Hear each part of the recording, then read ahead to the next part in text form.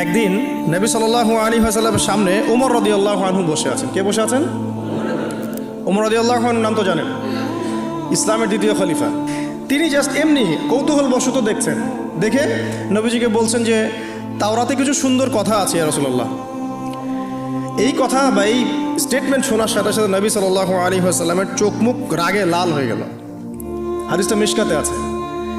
রাগে লাল হয়ে নবী সাল্লাল্লাহু আলাইহি ওয়াসাল্লাম বলছেন যে ইয়া ওমর, হে ওমর, তুমি আমার সামনে তাওরাত পড়ছো? জেনে রাখো, লাউ কানা মূসা হাইয়ান, যদি মূসা আলাইহিস সালাম এখন জীবিত থাকতো। তাওরাত কার উপর নাজিল হয়েছে?